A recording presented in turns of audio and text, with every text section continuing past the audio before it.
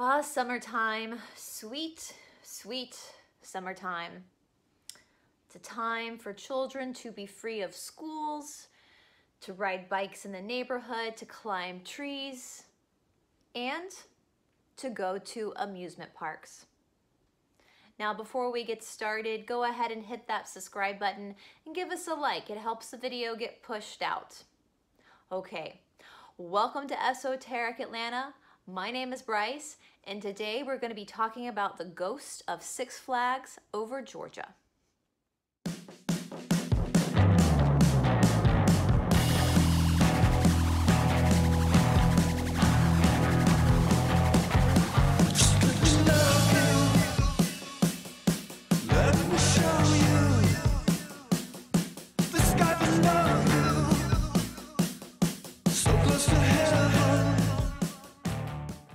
Six Flags over Georgia is an amusement park that is 290 acres.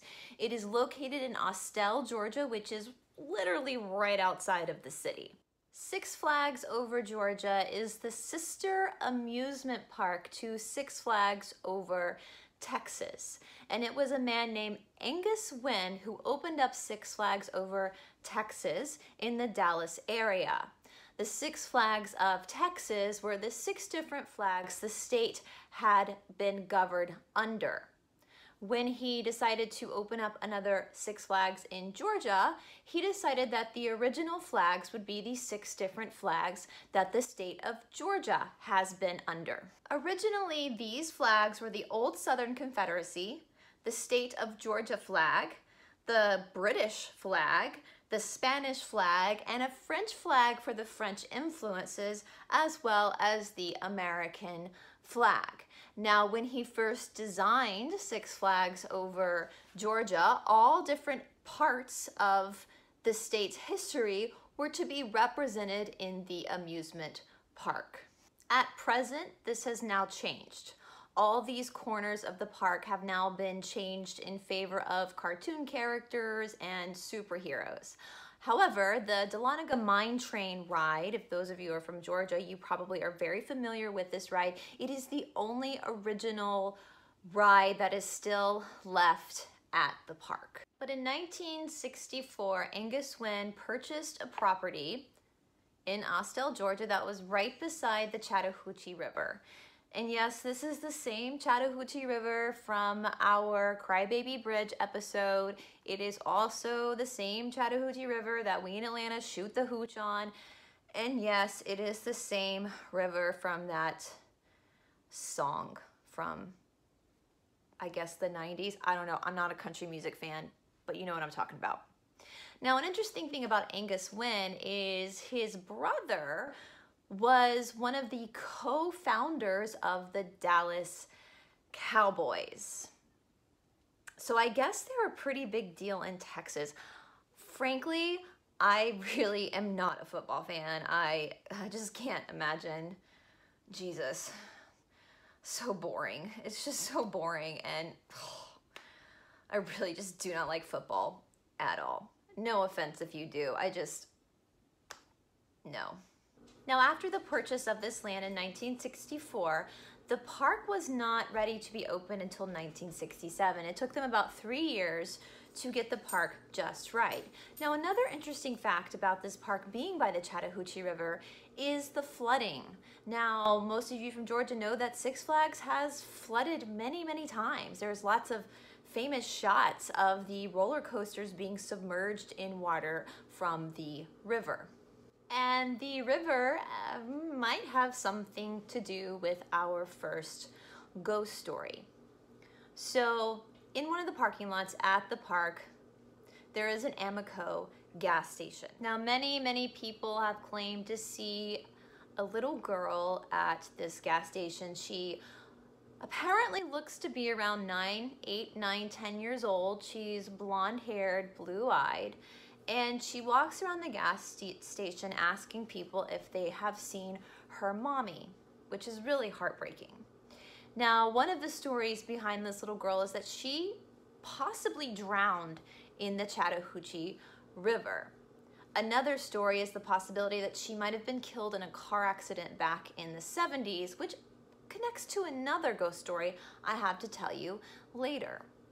Now, a lot of people claim they'll be getting gas at this gas station, and she'll again come up and ask them if they have seen their mommy. Now, here's the thing. I've seen ghosts before. You know that they're ghosts. For a lot of these stories, people legitimately think they are talking to a living little girl, and they go turn around to talk to the attendant at the gas station to tell them this child is looking for her mother, and when they turn around, the child is gone. So that must be some really strong zombie stuff going on, because like I said, usually when you see a ghost, you know it's a ghost.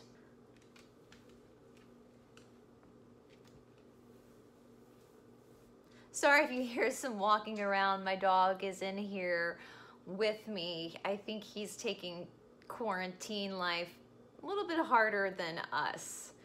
So if you hear some clicking of his nails, that's him just walking around. Anyway, let's continue. So our next ghost story was a man who was killed in a car accident, and all we have is his first name, which is Joe. And Joe was a performer at the Crystal Pistol. I know of the Crystal Pistol, but honestly, I've never been inside of it to see a show. All the times that I've been to Six Flags, it's been to ride the rides. And granted, I haven't actually been to Six Flags in probably 20 years.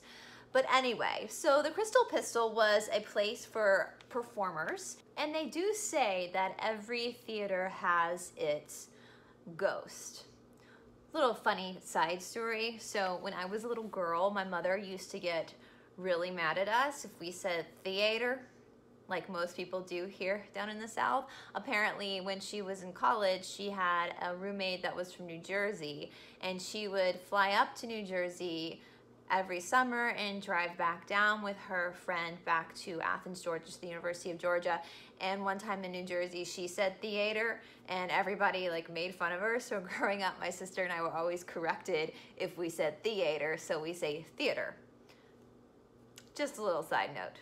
But anyway, this theater at Six Flags has the ghost of Joe. And again, like I said, Joe was a performer, and apparently he did die in a car accident for sure, going to perform one night. And so even to this day, a lot of the performers that have shows at the Crystal Pistol will see Joe standing in the balcony watching them perform. He also does stuff like he'll take props and move them outside of the theater. You know, just because I guess that's fun for the afterlife. I don't know. But that's our story of Joe. Now, another famous ghost is the ghost of the Riverview Carousel that is at the park. Now, the Riverview Carousel was built in 1908, and it is on the National Register of Historic Places at Six Flags. Now, this carousel was built for Riverview Park in Chicago. It has 70 horses on it. Now, Riverview Park in Chicago was closed down in 1967, the year that our park opened. And they say that a lot of like famous gangsters rode on this carousel, like Al Capone. I don't know. I wasn't around during that time, so that's just what they say. I couldn't find any pictures of Al Capone on the carousel, but yeah, that's what they say. So in 1972, this carousel had been in storage, and so Six Flags bought the carousel and brought the carousel to Georgia. Now, there is a black horse on the carousel that is often seen with the ghost of a little boy riding it. And they say that it appears like our little girl, that this little boy doesn't know he's dead. So if you see the ghost of a little boy having a fun time riding this black horse, just leave him be. Now, the final haunting we're going to talk about today is the haunting of Monsters Plantation. Monsters Plantation is one of my favorite rides at Six Flags, or at least it was when I was a kid. I don't know. I might not like it at 37, but when I was a child, that was awesome, Monsters Plantation. Now, the Monsters Plantation set itself was originally a story about the Okefenokee Swamp. Now, the Okefenokee Swamp is down in South Georgia. It borders with Florida. And apparently they had to change it because there were some maybe inappropriate cultural references to this storyline, so they just called it Monsters Plantation. Now the story is that when you get to a certain part of the ride, you will hear a child crying. People say perhaps a child drowned in this ride. This is a ride where you get on a boat and you go into this plantation and you see these monsters singing and dancing and you drop and anyway. But that's just speculation because nobody can find any records or any police reports or anything about a child actually falling off of the boat and drowning. And from what I remember, I don't think the water's that deep and the boat does not go that fast. So I feel like if a child were to fall off of the boat, the parents or the adults would be able to reach down and pull the child up before anything tragic happened. But I don't know, I could be wrong about that. But they do hear the sound of a child crying. Now, the funny thing about the Monster Plantation is that there is a ladies' restroom right beside the ride, and many employees say that that particular restaurant is haunted by a Native American woman, and they say she's either Cherokee or Creek. And they'll go in and faucets will turn on by themselves, stall doors will open and shut by themselves, and sometimes you will open a stall to see the woman just standing there. Lord have mercy on my soul, I would probably pee my pants if I opened up a door and there was just the ghostly figure of a woman standing in the stall. And so those are the stories of Six Flags Over Georgia. Now, I'm sure there are more stories around the amusement park. You can't have that many people coming in and out of a park without something happening. So let me know. Have you had an experience at Six Flags? Like a legit experience. I'm not talking about their Fright Fest that they do during Halloween where it's a bunch of actors, but I'm talking about legitimate stories with the supernatural at the amusement park. Or maybe was there a time where something weird did happen to you on a ride, but you thought maybe it was just part of the show, the entertainment?